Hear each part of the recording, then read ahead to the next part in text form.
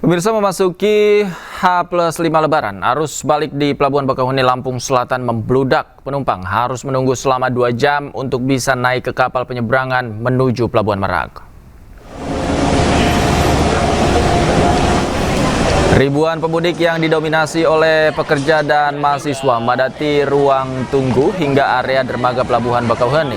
Keterbatasan kapasitas kapal serta tingginya volume penumpang membuat proses naik kapal menjadi lebih lama. Akibatnya, para pemudik harus mengantri dan menunggu hingga 2 jam untuk bisa menyeberang ke Pulau Jawa.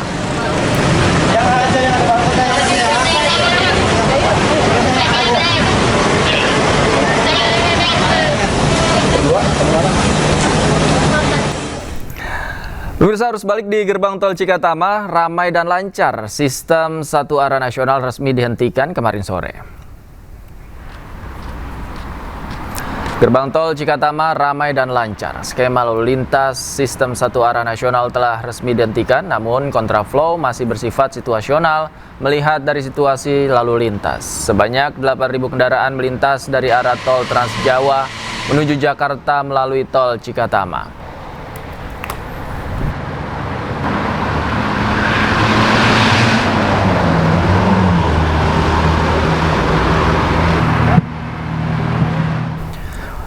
Selanjutnya pemirsa, kita akan memantau situasi arus balik lebaran di sejumlah titik. Sudah ada rekan kami Nata Arman di gerbang tol Cikampek Utama dan Bagus Prasetya Adi di Pelabuhan Bakauheni Lampung. Selamat sore rekan-rekan, kita ke Nata terlebih dahulu. Bagaimana situasi arus lalu lintas di Cikatama? Baik, selamat sore Davi dan juga pemirsa. Terkait dengan situasi lalu lintas pada sore hari ini terpantau ramai lancar, bahkan sejak tadi siang sampai dengan sore ini belum terlihat adanya penumpukan kendaraan yang terjadi ataupun antrian-antrian kendaraan yang begitu signifikan di gerbang tol Cikampek Utama. Kemudian juga mengingat untuk situasi lalu lintas pada hari ini sudah dikatakan normal, sehingga sejak kemarin untuk one way nasional sudah dihentikan sejak pukul 11 siang, kemudian one way secara sepenggal dari kilometer 263 sampai dengan 70 sudah dihentikan juga pada kemarin, beserta dengan rekayasa lalu lintas kontraflow dari kilometer 70 sampai dengan 55. Karena mengingat untuk situasi lalu lintas dari kedua arah ini terpantau ramai lancar, kemudian juga jika dibandingkan dengan kemarin, untuk data kendaraan pada sore ini yang terakhir kami dapatkan pukul 4 sore, ini hanya lebih dari 30.000 kendaraan yang mengarah ke arah Jakarta. Kemudian juga jika kita bandingkan dengan kemarin, ini tentunya sudah melebihi dari 40.000. Tentunya sudah ada perbedaan yang begitu signifikan, bahkan perbedaannya lebih dari 10.000 kendaraan. Kemudian dapat kami sampaikan juga bahwa tadi siang ataupun pagi sampai dengan siang tadi sempat diguyur hujan dengan intensitas yang cukup lebat di kawasan ini, dan ini pun menjadi perhatian bagi masyarakat yang ingin melakukan perjalanan, terutama yang melintasi ke kawasan tol Trans Jawa sampai dengan tol Jakarta Cikampek. Kemudian dalam momen libur, maksud kami arus balik 2026, tepatnya pada hari ini tanggal 26 sampai dengan tanggal 27, Jasa Marga kembali memberlakukan diskon tarif tol sebesar 30% yang tentunya bisa dimanfaatkan sebaik mungkin bagi para pengguna jalan yang ingin melakukan perjalanan menuju ke kawasan Jabodetabek. Sementara saya kembalikan pada Anda di studio, Davi. Baik, dari Cikatama kita beralih ke Lampung. Bagus, apakah ada kepadatan penumpang yang ingin menyeberang melalui Pelabuhan Bakauheni Lampung? Baik Davi, dapat kami informasikan untuk pantauan kami di sore hari ini di menjelang puncak arus balik 2026 di Pelabuhan Bakauheni Lampung, di mana kami memantau untuk sore hari ini tidak adanya antrian atau kepadatan di Pelabuhan Bakauheni, tepatnya di kantong-kantong parkir di dermaga eksekutif maupun di dermaga reguler. Kami memantau masih terpantau ramai dan lancar.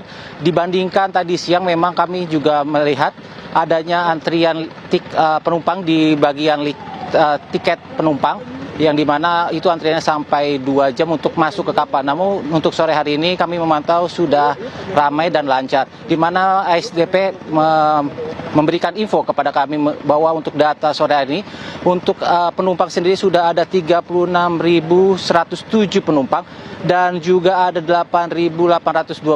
Ini dibandingkan tahun lalu ada penurunan sebesar 7% untuk penumpang dan juga penurunan untuk kendaraan mobil dan motor sebanyak 20%. Untuk itu ASDP juga tetap menyiagakan setidaknya 34 kapal, di mana 24 kapal sudah beroperasi untuk melayani para para pemudik menyeberang ke Pelabuhan Merak, dan 6 kapal lagi masih disiagakan atau dicadangkan ketika nanti ada lonjakan antrian penumpang di malam hari. Memang Davi, untuk pola pergerakan di Pelabuhan Bakau ini cenderung lebih padat dan antriannya lebih panjang di malam hari, Davi. Di mana kalau kita melihat di malam hari terdapat kantong-kantong parkir yang sangat penuh, di mana Pelabuhan Bakauheni sendiri menyediakan setidaknya kantong-kantong parkir tambahan. Di setiap dermaga ada 2 kantong parkir tambahan, dan juga ASDP juga menyiapkan single ticket, di mana single ticket ini adalah tarif penyamaan harga terendah kapal, tidak ada tarif eksekutif, berlaku sampai 23 Maret hingga 29 Maret 2026. ASDP juga memberlakukan namanya nantinya delaying system dan juga screening ticket, di mana nanti kalau jika ada kepadatan di pelabuhan, nantinya para kendaraan akan ditahan terlebih dahulu di titik-titik rest area terdekat pelabuhan, dan juga nantinya akan di screening ticket. Apa itu screening ticket? Adalah kendaraan mereka akan ditempelkan stiker warna hijau dan merah. Itu akan membuat pembedaan, di mana warna hijau adalah kendaraan yang ingin masuk ke kapal, dan juga kalau warna merah adalah tanda untuk penjemputan para pemudik yang dari Merak menuju Pelabuhan Bakauheni di terminal-terminal penjemputan. ASDP juga menyiagakan setidaknya kantong-kantong parkir tambahan di setiap dermaga, di mana kalau di dermaga Bakauheni ada 7 dermaga, di setiap dermaga ada 2 kantong parkir tambahan, dan itu dapat membantu ketika nanti ada lonjakan antrian kendaraan. ASDP menghimbau kepada pemudik atau kendaraan untuk mengantisipasi gelombang kedua yang akan berlangsung pada tanggal 28 dan 29 Maret. Kembali ke Anda, Davi. Baik, kantong parkir disediakan, screening tiket juga disediakan untuk mengurai kepadatan di sana. Terima kasih Bagus Prastiadi melaporkan langsung dari Pelabuhan Bakauheni, Lampung. Sebelumnya ada Nata Arman melaporkan langsung dari Gerbang Tol Cikatama. Terima kasih, selamat sore, selamat bertugas kembali.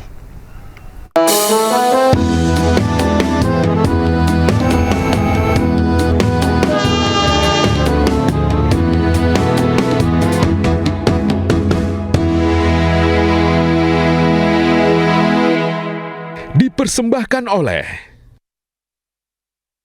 warga Israel di bagian utara hidup dalam ketakutan. Hampir setiap 10 menit sekali sirine berbunyi, pertanda mereka harus segera berlari ke tempat perlindungan. Kota Kiryat Shmona jadi mencekam lantaran sirine tanda serangan roket Hizbullah kerap berbunyi.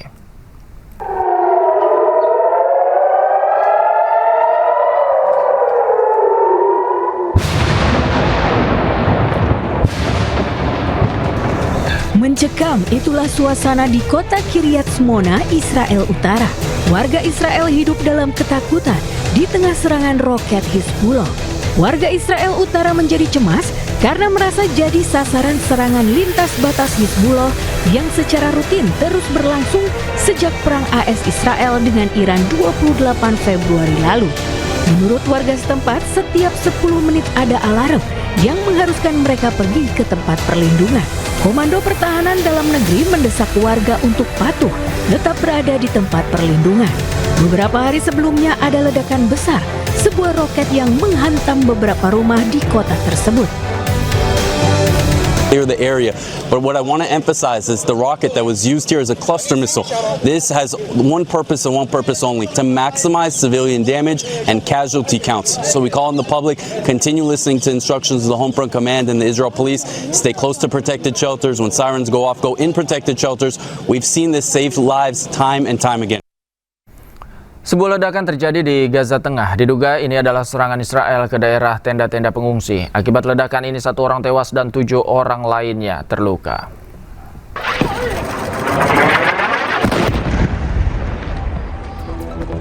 Ledakan ini terjadi di Gaza, tepatnya di wilayah Deir al-Balah, Gaza Tengah. Ledakan diduga merupakan serangan Israel yang menyasar ke tenda-tenda pengungsian.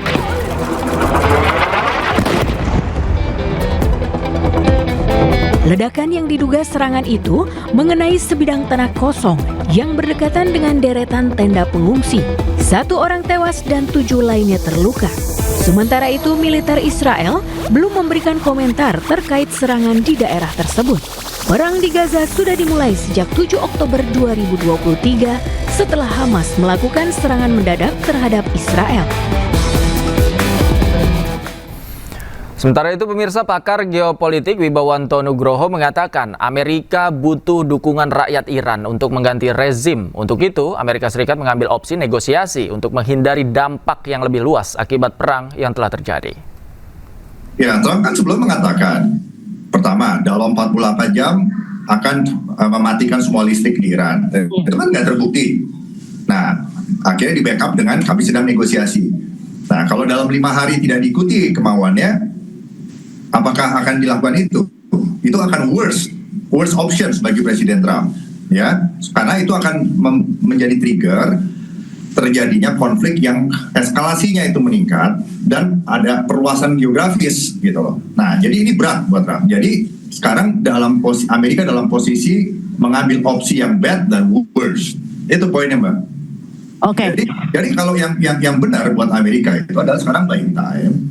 Ya, siapkan operasi khusus yang melibatkan CIA dan United States Special Operation Command, bukan hanya mengandalkan air superiority, tetapi juga bukan berarti mendeploy pasukan darat ya untuk menduduki, karena yang bisa mengganti rezim Iran itu adalah rakyat itu sendiri. Jadi operasi-operasi khusus ini harus ditargetkan kepada, pertama ya, bagaimana memenangkan emosi, sikap tindak, opini dan motivasi dari rakyat Iran.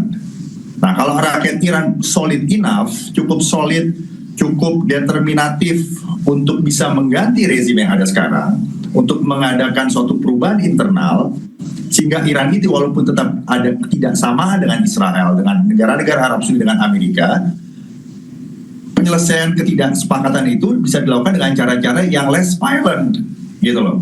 Nah, sehingga Iran bisa menjadi mitra atau bisa menjadi rising power atau menjadi kekuatan geopolitik di Timur Tengah, ya, tanpa menimbulkan persepsi sebagai kekuatan yang mendestabilisasi selama ini sejak tahun 79. Itu adalah persepsi dari negara Sunni Arab, dari Irak, dan juga dari Amerika Serikat. Nah, ini yang harus menjadi struggling of